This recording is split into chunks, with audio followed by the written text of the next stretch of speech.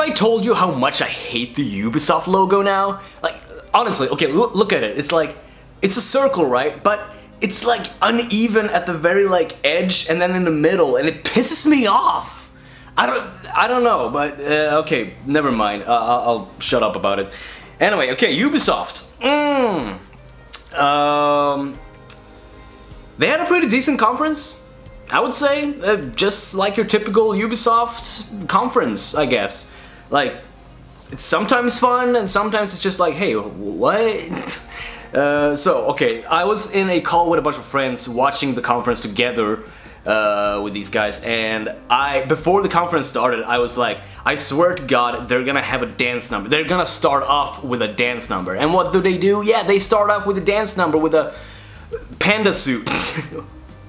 And it was very flashy and odd. And of course it's for Just Dance, and they show Just Dance like every single year, I guess. And luckily after this whole like dance number, they just showed Just Dance like on screen and whatever. And after the number they never spoke of it again, which to me is fine because I don't give a crap about Just Dance. I don't know if many people do, but in my well, in this case I think Just Dance is another like FIFA thing where like they have to show it because it is one of their biggest games, because it sells a lot for whatever reason. So yeah, and I also noticed that they are also releasing it for the Wii. Not the Wii U, well, they are releasing for the Wii U, but they're also releasing it for the Wii. Okay, cool, I guess, but yeah. But then they didn't mention it again afterwards, which is completely fine by me. So they jumped over to Beyond Good and Evil 2 again. They showed a cinematic of Beyond Good and Evil 2, like, was it last? I think, was it last year? Yeah, it was last year, wasn't it? I'm pretty sure it was. I could be wrong, but they showed another cinematic, and they also showed Jade, like the character from the first game, like she's back, but she looked a little evil this time. But yeah, I'm stoked. They showed a little bit of gameplay, and I'm not they told us that it was gonna be like an action-adventure RPG, which is awesome. That's basically what everybody wanted it to be. So that's cool, and they also mentioned that like you can be a part of the game, like if you're a musician, a writer, an artist, an illustrator, whatever the hell, you can like actually contribute to the game and have your creations be in the actual game. And what was it called? The what are they called? Hit record, I think they're called. You're doing it like via their site and whatever, and they will actually pay you to do stuff for them and actually have the stuff in the game. So that is a really neat addition. I don't really know many other companies or games that like have done that. So, and to me as a creator, like both like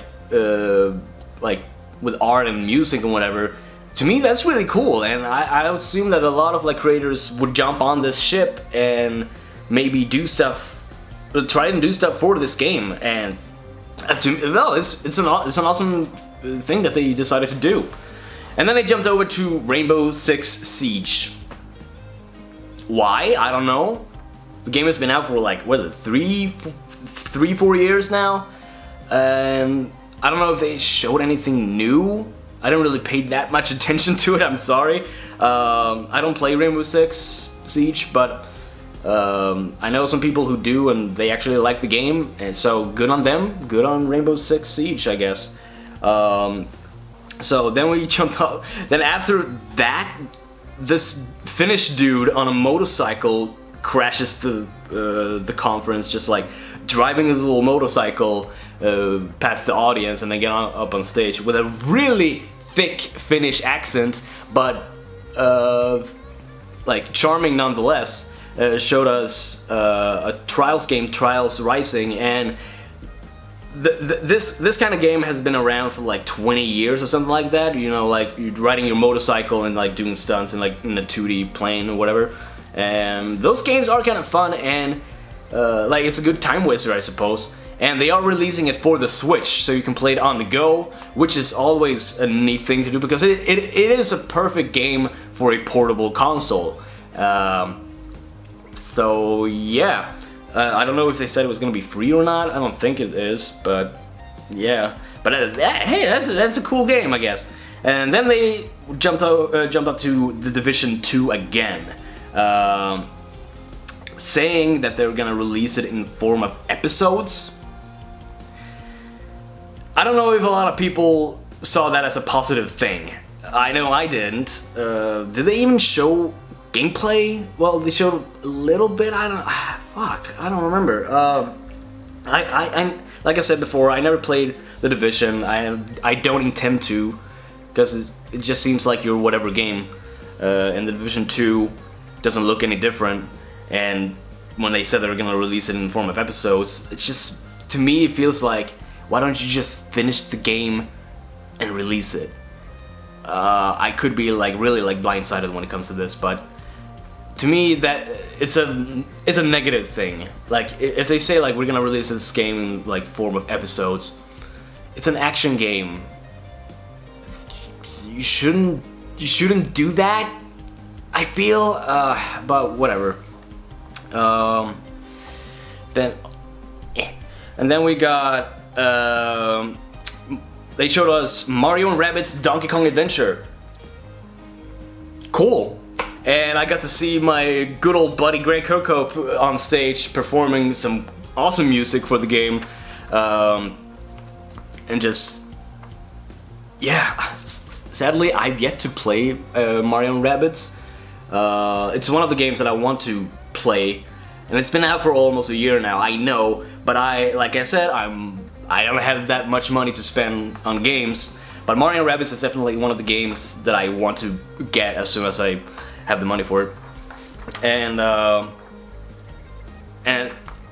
yeah, Grant Cook's performance with his band was like, it brought a smile to my face, because I'm happy that he like got on stage and like played, because I love his music and stuff, and I noticed that the little like Donkey Kong 64, like the island theme played afterwards, like yeah,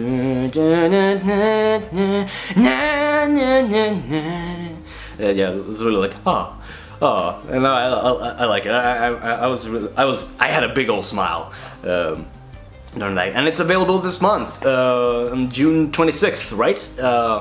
So yeah, that's in like 2 weeks. So yeah, cool, awesome. Hopefully I get to play the original game too, and then later on this one. And then they showed Sea of Thieves, no, Skull and Bones, which is more like a realistic kind of pirate game, if I want to compare it to Sea of Thieves.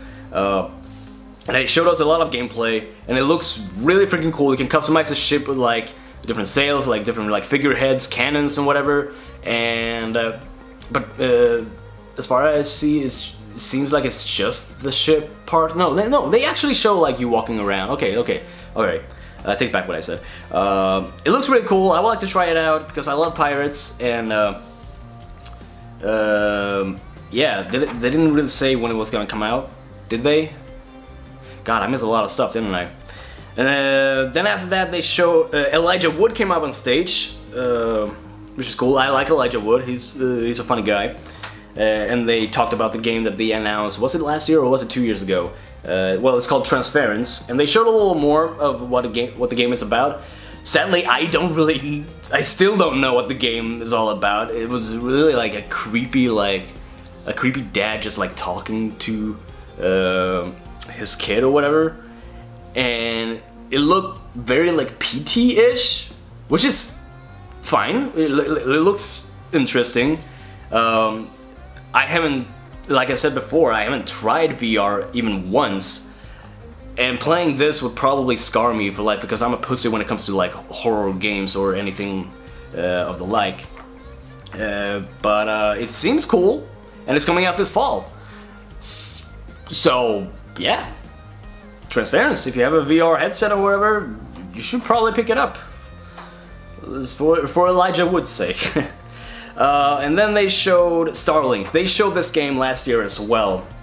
And it's the one where like it's like a space combat whatever kind of game, and you they have this like Skylanders kind of deal where they are gonna sell like these like ships that you like attach to the controller and kind of like use some kind of like gyro controls whatever to like steer them. And then they at the same time they showed that Fox McCloud is gonna be in the game for the Nintendo, like exclusively for the Nintendo Switch, of course. And to us it was like, oh, wow, okay, that's kind of cool. But it's one of those things where it's like, a lot of people are like, Starlink, oh, well, it looks cool, but I'm probably not gonna get it. And then when they see like a Nintendo product like in this, like Fox McCloud, like Star Fox, they're like, oh, that's really cool, I want to play this. But when it comes out, they're not gonna get it anyways. They just think it's cool that Fox McCloud is gonna be in it. I mean, that's how I interpreted it. So, will I get Starlink? Probably not. Will Fox McCloud like help me like actually get it? I would like to say yes, but it's not gonna be the case, because that has happened to me multiple times. Where it's like, oh, that's really cool, he's in the game, that thing is in the game, cool, I'm gonna buy the game. The game comes out, I'm like, I'm not buying it. Yeah, that's just me. I don't know about you guys. And it was fun to see Miyamoto and his big old smile again. And how they gave him like the R-Wing and the Fox McCloud figure, and he was like, oh, he was like saying like merci, merci, because Ubisoft are French. It was really sweet to see. So yeah, the game is coming out October 16th. Cool, it's this year, so we don't really have to wait that long for the people who want to play it. Awesome, awesome. And then we got For Honor. Okay, let me just say this. When they first announced For Honor, which was like 3 years ago, I think, I was hyped. I was really like stoked for the game. Like, it was like, oh, I want to get that game. I really want to play it. And I got it, I played it, and I hated it. Well, it was just nothing. Like, okay, the combat and whatever is really like, it's advanced and whatever, it's cool. But it grew old really, really quick. So like, after like 30 minutes, I grew tired of it, and I never touched it again. And which is a bummer, because I thought it was like, I don't know if any of you guys have played Chivalry back in the day, because that kind of combat is kind of what I wanted with this game, and you sort of got it, but it was a little more complicated, and it's difficult. Well, I can say it's difficult to find like a balance between what is like just like repeatedly press the button like multiple times, and then just actually like do like this whole like complicated like stances and shit to actually get a hit in and block and parry enemy attacks. So you need to find a balance. I feel like Chivalry kind of had that, but it was complicated as well. But yeah, it's either like the Elder Scrolls kind of like went dead, and then we got For Honor, which is like fuck, and then you just slash or whatever. And Chivalry was kind of like that as well, but it was more like streamlined, so to say. So it's an expansion for Honor, and I don't care. Yeah, I'm not gonna get it. I don't know many people will. I don't know that many people who actually like For Honor. But if they do, and they want this expansion, good for them, I guess. But it's nothing for me. Then after that, they showed The Crew 2. They showed this. Well, they announced this a while back. I think it was last year at E3 even. Just your car game. And actually, when they first announced the first Crew game, I was like, that looks cool.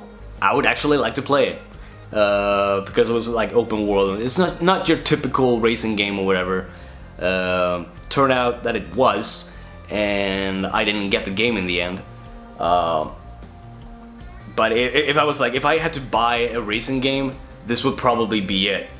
And they announced that it's gonna be an open beta. Cool. I'm probably not gonna get it.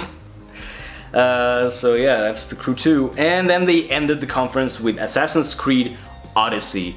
And let me tell you, when I heard the name Odyssey, like before they showed the game at this conference, I thought they were joking, like with the name, like, because I'm thinking like Super Mario Odyssey, but now it's like Assassin's Creed Odyssey, and it takes place in ancient Rome or ancient Greece, something like that.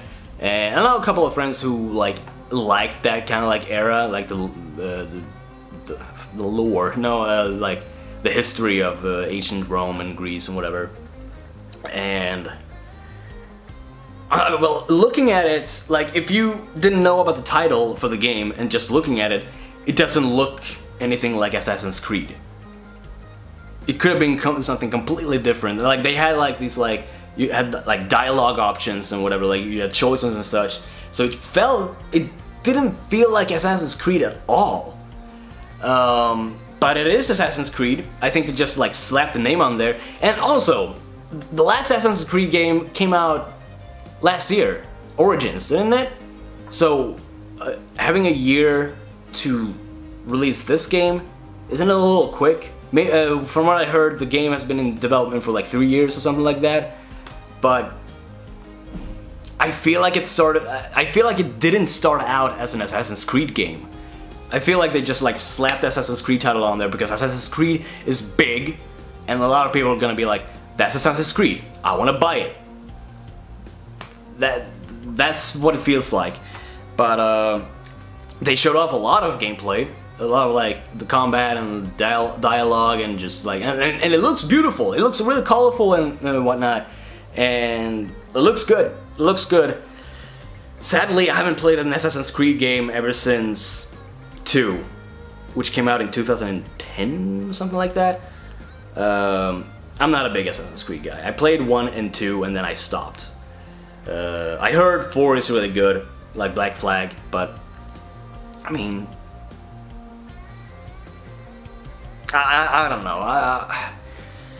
If anything, maybe this one is the one I can go back to, I guess. It's also cool to see that you can play as a man or a woman. So yeah, I could have the choice of doing that, because seeing all these like dialogue options showing up in the game makes it feel like more like an RPG. And if it's an RPG, then I feel like you should be able to pick between a male or a female for your character, which is something I feel like The Witcher 3 The Witcher should have taken note of. No, but and that was it. That's all they had to show. Much like EA, every year EA has their typical conference, which is pretty much the same. Ubisoft was no different. Like they had the exact same kind of like conference. The only like different thing about this conference was that they showed this little like music number with Grant Kirkhope and whatnot. And to me that was this big old smile on the face, because I'm friends with him, and seeing that happen was like, ah, cool. And I also like that they are showing more of like the partnership between Ubisoft and Nintendo, because a couple of years back they weren't like that tight with each other in terms of like third-party like content for Nintendo's console, but now for the Switch they are like really tight with each other now, and it's to me, like as a Nintendo boy, I'm really happy to see that that their partnership is so strong, you know, because Ubisoft is really big, Nintendo is really big, and seeing them like hugging and kissing each other is I'm happy about that. So final thoughts: Ubisoft, typical conference like every year. Actually, one of the conferences that I'm most interested to see every year at E3. So I think that they did a good job. Could they have done more? yes, they could have shown some more stuff. A lot of the stuff that they showed us, we already knew was coming, but it's cool to see, like last time when they showed these games, they only showed like some teasers and cinematics, and now we got to see actually some more stuff from that, which is cool. And yeah, Ubisoft, I give you a 6 out of 10. Good enough, but there could have been so much more. But yeah, I'm happy that they are like a little more open nowadays, and which is always a good thing to see. So yeah, next up is Sony. I'm gonna watch it right now, and we'll see what happens. Bye.